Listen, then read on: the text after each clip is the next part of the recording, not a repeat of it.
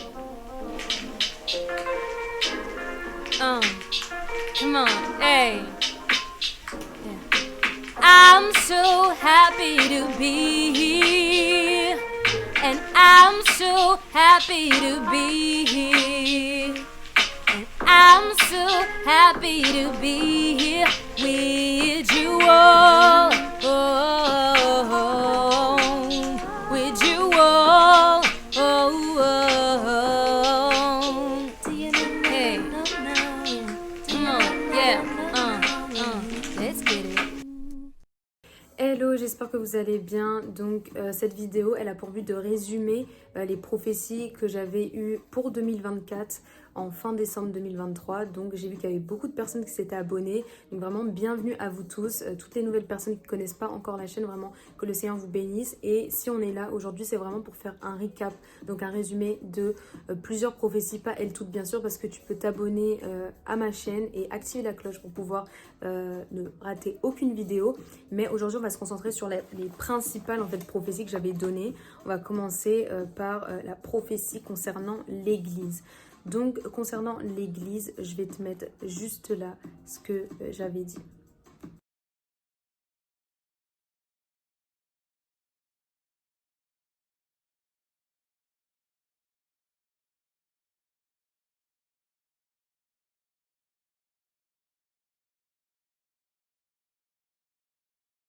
Mais je soupçonne le retour de Jésus entre celle-là et la prochaine. Non, je vous assure. Malheureusement, je dois l'avouer, mon baromètre, c'est pas la Bible, c'est les Simpsons. Non, c'est les Simpsons. Vous connaissez les Simpsons? Tout le monde sait que c'est démoniaque ce truc-là. Moi, je ne savais pas, j'ai appris ça il y a quelques semaines. C'est un dessin animé diabolique. Ils ont un niveau de divination, de prévention des événements qui vont arriver, c'est diabolique. C'est des vrais, ils pratiquent la divination, mais à un niveau qui n'est pas petit. Hein.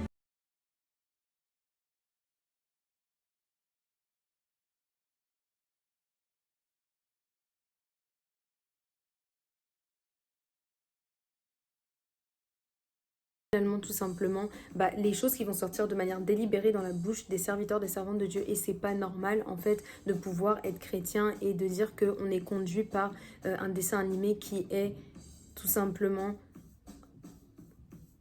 dans la divination en fait. Je comprends pas le rapport. Donc si ça s'appelle pas dévoiler qui on est, la face cachée, Dieu a réellement dit d'aller démasquer les loups. Il faut savoir que moi le Seigneur m'avait dit vraiment le mot traître. Donc prenez des fois des moments de prière pour prier, pour savoir en fait qui sont les hommes de Dieu qui vous prêchent.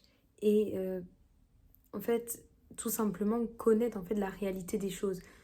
Parce que encore une fois, c'est pas parce que quelqu'un a l'air d'avoir la puissance, onction, etc. qu'il est forcément de Dieu. Non, il faut faire attention en fait à pas confondre les deux.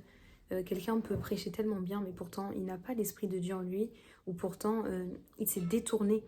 Il ne fait plus les choses avec Dieu, mais avec des puissances occultes. Donc il faut faire attention, parce que la foi vient de ce qu'on entend vient de la parole de Dieu, et c'est pas parce que vous entendez quelque chose qui sonne chrétien que ça veut dire que c'est chrétien.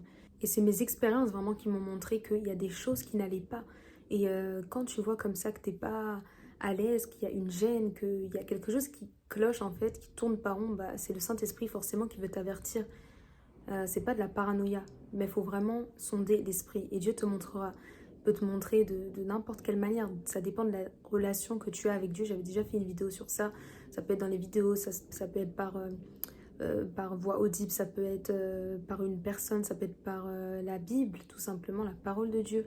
Ça peut être tout simplement par un témoignage intérieur. Il y a tellement de manières, mais ne vous laissez pas avoir, en fait. On les aime, mais on sait ce qu'ils font, en fait. Et on ne peut pas avoir une double face avec le Seigneur. Ils peuvent se cacher devant les hommes, mais pas devant Dieu. Voilà. Et même devant certains hommes qui ont le discernement des esprits pourront remarquer qu'il y a quelque chose qui ne va pas et que c'est pas normal en fait. Dieu a réellement dit qu'il allait démasquer les loups, il allait démasquer en fait ce qui ne va pas dans l'église francophone, mais également dans l'église anglophone, comme vous avez pu le voir. Il y a eu des scandales également.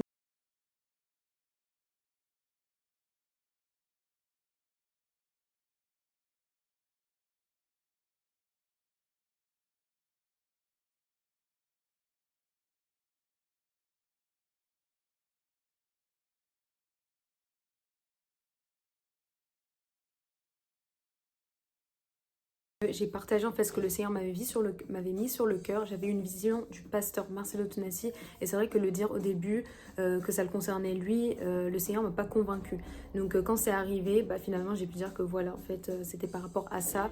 Et comme je le disais dans des vidéos précédentes, vraiment le Seigneur m'a souvent parlé du pasteur Marcelo parce que c'est vrai qu'il est beaucoup suivi, on a tous été édifiés par lui, voilà, il a tous encouragé notre foi à un moment ou à un autre et il nous a cultivés. Mais n'empêche que il y a eu une déviation et c'est là où le Seigneur en fait n'est pas content, il est en colère et voilà, j'ai reçu cette vision et je l'ai transcrite finalement en publication sur Instagram. Donc vous avez vu le décès de servante de Dieu Blanche Tounassi et vous voyez aussi également voilà, les fréquentations voilà, qui influencent beaucoup le ministère d'un homme ou d'une femme de Dieu. Donc, il s'agit des générations. À remettre le dimanche, tu n'oublies pas le nom de ta famille dessus. 2000 €. Viens chercher ton enveloppe. Ce n'est même pas pour toi, c'est pour ta famille. Ce n'est pas une offrande, c'est une sémence. 2000 €, viens prendre.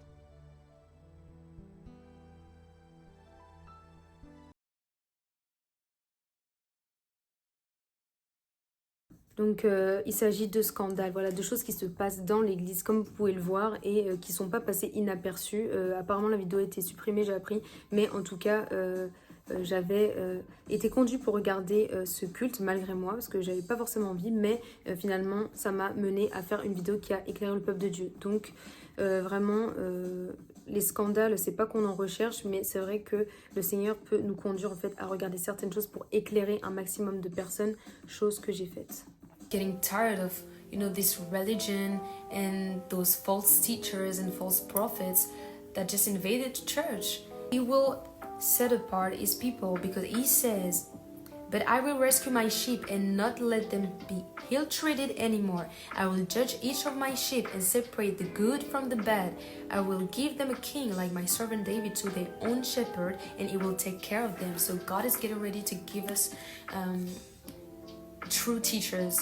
But actually you need to focus on the true ones, because if you read the word of God, then you will know what is true and you will automatically detect who is not from God.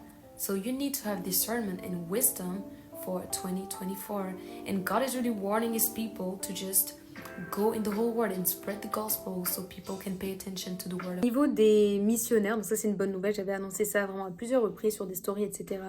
Donc voilà, qu'il y allait avoir des évangélisations en mode des missionnaires envoyés dans le monde et ça serait pas tout le monde qui irait, ça serait des gens vraiment que Dieu aurait choisi pour vraiment opérer avec le Saint-Esprit, etc. et pour impacter. Donc moi je l'ai beaucoup vu dans mon église. Bon après je voyais des gens dans les rues qui étaient soit anglophones, hispaniques, allemands, voilà, il y avait de tout en fait. Donc il y a vraiment eu beaucoup de missionnaires qui ont été envoyés cette année.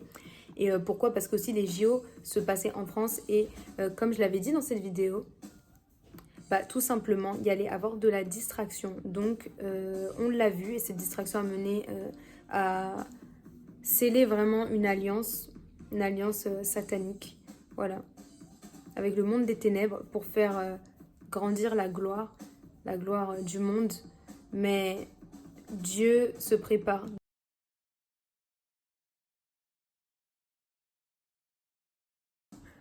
Donc ça finalement ça concernait les guerres, la famine. C'est vrai que on en avait déjà parlé, c'était déjà dans l'actualité. Donc il y avait la guerre Israël-Palestine qui avait commencé, mais c'est vrai que Dieu insistait sur les guerres, etc. Et il faut dire qu'il y a des guerres, il y a eu des guerres aussi au Congo, dans l'Est si je ne me trompe pas. Et on a vu aussi par rapport aux famines que même en France au niveau de l'agriculture, il y avait des difficultés avec l'eau, etc. Il y avait des manques, il y avait de la sécheresse tout simplement. Ça c'est le Seigneur qui accomplit sa parole. Mais je pense que par nos prières, il y a eu des choses en fait qui ont été comme retardées ou qui ont été voilà, supprimées entre guillemets. Donc on a pu échapper à certaines choses. Gloire à Dieu. Voilà, donc en résumé, on a vu qu'il y a eu des choses qui se sont passées dans l'église, des choses qui n'étaient pas de Dieu. On a vu des scandales, on a vu des morts, on a vu des jugements, on a vu des guerres, des famines, etc. Des serviteurs voilà, qui se sont mariés, ça je l'avais aussi dit. Voilà. Et on a vu beaucoup de missionnaires envoyés. Donc c'était un peu le résumé, le recap de ces prophéties de 2024. Bien sûr, il y en a d'autres. Pour ça, il faut suivre vraiment le contenu YouTube où vraiment vous trouverez les paroles et les prophéties que le Seigneur me met à cœur de vous donner sur cette page, le tout dans la vérité, le tout dans l'amour. Encore une fois, je ne suis pas contre ces hommes de Dieu, ces femmes de Dieu, je les aime beaucoup, j'ai même prié pour eux, voilà. Mais c'est vrai qu'on ne peut pas se moquer du peuple de Dieu et tout simplement manipuler, voler, séduire, ça n'est pas de Dieu. Voilà, et quand il y a des gens qui ont des yeux ouverts, pardon, bah, il faut tout simplement se disposer pour éclairer les gens. Quand Dieu t'a parlé, veut que tu révèles certaines choses, tu ne le fais pas par toi-même, tu le fais parce que Dieu te l'a dit. Et la majorité de mon contenu, de toutes les façons, c'est des enseignements, que ce soit par rapport à l'amour, la sainteté, la vie dans l'église, l'évangélisation, le prophétique. Voilà, la plupart de mes vidéos sont tourner vers ça. Mais vraiment, fixons nos yeux sur Jésus-Christ en cette fin d'année. Pour ceux qui n'ont pas encore vu la vidéo du mois de décembre, donc j'avais parlé de paralysie, une paralysie qui est déjà en train de se faire. Pourquoi? Parce que on voit que Noël n'est plus célébré comme avant. J'avais vu aux infos, dans des émissions de télé, comme quoi en fait Noël voulait un peu être banni, qu'on prenait plus la laïcité maintenant, qu'on voulait pas blesser en fait certaines catégories de personnes, certaines confessions. Donc c'est vrai que Dieu disparaît même à Noël, alors qu'on sait que la France est un pays à la base quand même un peu catholique et il ne devrait pas avoir cette gêne, cette honte. Donc voilà, on voit vraiment une paralysie, il n'y a plus forcément cet esprit là de générosité, d'amour, de cadeau, de partage, on veut l'enlever. Et vraiment, ce qui s'est passé pendant les JO, ça a eu un impact et il y a beaucoup de choses qui se préparent, mais le Seigneur nous attend dans le lieu secret. Voilà, donc j'espère que cette vidéo t'a permis de connaître un peu plus les choses que le Seigneur m'avait partagées pour cette année qui, oui, va bientôt terminer, mais qui n'est pas encore terminée parce que on dénonce les œuvres des ténèbres, mais on enseigne également. Voilà, lorsque quelqu'un est appelé de la part de Dieu, je pense qu'il n'est pas là juste pour, en fait... parler des choses négatives, mais des choses en fait qui sont vraies. Parce que si on connaît en réalité la parole, on saura démasquer le mal. On voit en fait des influenceurs, des influenceuses qui parlent un peu, on dirait mal, certains hommes de Dieu, sont même pas dans le ministère pour certains. Après, il ne s'agit pas d'être dans le ministère pour pouvoir se permettre de parler de quelqu'un, c'est pas ça. Mais ce que je veux dire, c'est que certains n'ont pas forcément un bon témoignage, un si bon témoignage que ça, et se permettent juste de critiquer, de balancer des noms, de pouvoir insulter même des hommes et des femmes de Dieu, alors que le Seigneur sait que, en fait, l'ange, quand il se disputait le corps de Moïse, comme je le dis dans quelques exemples de mes vidéos, qu'il n'a pas osé insulter, en fait, le diable, alors que... il était totalement dans une rébellion, un manque de respect vis-à-vis de Dieu. Donc ça veut dire que Dieu, quand même, n'attend pas de nous qu'on puisse, en tant que serviteurs, servantes de Dieu qui dénonçons le mal, insulter les gens, se réjouir du mal, se réjouir de leur malheur, de leur chute. Non, je pense que tomber, ça nous est tous arrivé. Donc il ne faut pas non plus avoir un cœur de haine et dire je parle d'un tel parce qu'en fait j'ai un problème personnel. Parce qu'on dirait que certains influenceurs ont un problème personnel avec certaines personnes. Pour ma part, je ne suis pas influenceuse, je suis prophétesse. Voilà, et j'ai à cœur d'enseigner la vérité. Et pour ceux qui ne le savent pas, la prophétie, c'est l'enseignement. Mais maintenant, ça se trouve où cet enseignement? Dans la sainte doctrine, dans la Bible. Donc au lieu de prophétiser des choses telles, des fois, des détails tellement qui ne servent des fois à rien, même si ça peut rapprocher quelqu'un peut-être de Dieu parce qu'il se dira oui, elle me connaît, elle connaît que j'ai tel numéro de téléphone, etc. En fait, le plus important, c'est vraiment d'être dans la sainte doctrine, de vraiment pouvoir être sincère et que les gens puissent avoir des vies transformées. À la fin du compte, c'est ça qui compte. Donc moi, le genre d'influenceur qui vient, qui s'assoit sur la plateforme, qui commence à critiquer comme ça pour rien, alors que eux-mêmes, certains, c'est des gens qui vont voir des féticheurs, etc., ou des marabouts qui pratiquent la sorcellerie, ou même qui vivent dans le monde, alors qu'ils se disent chrétiens. Franchement, faut arrêter. On n'est pas là pour insulter les hommes, les femmes de Dieu, on est là juste pour reprendre les choses qui vont pas, parce que c'est Dieu qui nous permet de parler. Ça veut pas dire que nous, on est parfait déjà. Donc je pense que à ce niveau-là, j'aimerais vous informer de ça, que c'est pas normal. Et il y a des personnes aussi qui se disent des fois prophètes ou pasteurs et qui croient que les personnes qui dénoncent en fait sont des sorciers. Ils maudissent les gens, ils disent vous êtes des maudits, vous êtes des sorciers, vous qui dénoncez tel homme de Dieu, vous qui accusez les serviteurs, les servantes de voleurs ou de voleuses. En fait, il faut savoir que nous, on n'a rien contre ces serviteurs et ces servantes de Dieu, encore une fois. Mais vous qui êtes en train de combattre les vrais serviteurs de l'Éternel parce que vous défendez des personnes qui sont dans l'œuvre de la sorcellerie, dans le fétichisme, dans la magie, la franc-maçonnerie, etc. Je ne vais pas tout citer. En fait, c'est vous-même que Dieu détruira. Parce que quand on vient parler de la part de Dieu, la personne qui s'attaque à nous verra les conséquences. Donc on ne blague pas avec le vrai Dieu, avec l'Éternel, le Dieu d'Israël, avec Jésus-Christ de Nazareth. Il faut apprendre en fait à pas s'attaquer des fois à des personnes que Dieu a placées pour tout simplement dire la vérité. Et les traités de sorciers, en fait, ça fera juste que amasser une malédiction sur toi-même. Voilà, si tu te repens pas, c'est toi-même qui seras maudit alors que tu es en train d'insulter les vrais serviteurs et servantes de Dieu qui avertissent le peuple. Parce que tout simplement, les gens n'aiment pas écouter les prophéties, les prophètes. Ils préfèrent être dans la légèreté, dans la tolérance, etc. C'est pas comme si ça nous plaît d'annoncer des choses qui sont pas forcément joyeuses aux gens, mais c'est la vérité, parce que comment l'église va guérir si on ne dit pas la vérité. Donc voilà, j'espère que ça t'a permis d'un peu plus connaître avec quel cœur je fais les choses, et de pouvoir aussi te dire que le but c'est pas critiquer pour critiquer, c'est pas de se moquer des hommes de Dieu, des femmes de Dieu, mais le but c'est vraiment de sauver les âmes de l'enfer et des églises en fait qui sont plus des synagogues de Satan que des églises de Dieu. Donc voilà, on se retrouve très bientôt pour un concept tout nouveau où je vais te parler des prophéties de 2025 que j'ai reçues, et j'espère que tu pourras vraiment en fait t'attacher à ce message pour pouvoir vivre 2025 dans la plénitude.